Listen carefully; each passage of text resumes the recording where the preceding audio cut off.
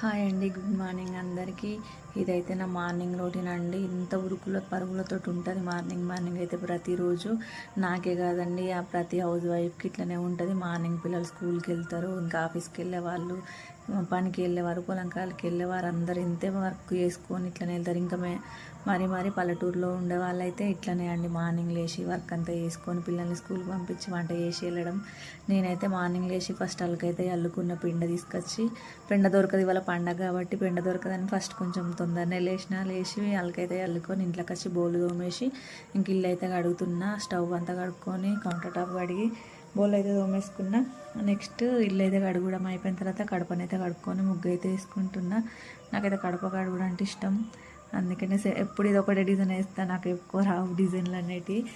ఇంకా ప్రొద్దున ఇంకొక 4 చేతులు ఉన్నా కూడా ఈ పనికైతే సరిపోవచ్చు. ఎందుకంటే ఇంత ఫాస్ట్ ఫార్వర్డ్ చేసేంత టైంలో తొందరగా అయిపోతే మంచిగా అన్నట్టు ఉంటుంది. ఇంత తొందరగానే వర్క్ అయిపోతే మంచిగా ఉంటుంది అన్నట్టు అనిపిస్తుంది.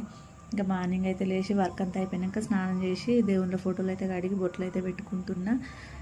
నాకైతే ఎక్కువ పూజ చేయడం రాదు. టెంపుల్స్కి వెళ్తే దీపం ముట్టిస్తా, కానీ పూజ ఎట్లా చేయడం అని అయితే రాదు. ఎందుకంటే మార్నింగే వర్క్ చేసుకోవడం, హడావిడిగా పిల్లల్ని పంపించడం చేయడం, మళ్ళీ నేను ఆఫీస్కి వెళ్ళడం, నాకైతే అంత టైం ఉండదు. ఎప్పుడు వర్కే ఉంటుంది మాకు, ఆన్లైన్ వర్క్ ఆఫ్లైన్ వర్క్ అని వర్క్ ఉంటుంది ఎక్కువ.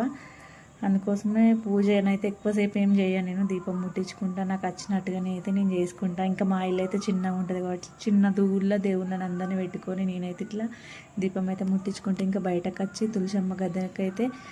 తులసమ్మకైతే దీపం అయితే ముట్టించుకుంటున్నా. ఈ తులసమ్మ గద్దె మా ఆయన తీసుకొచ్చిండు నాకు ఇష్టమని.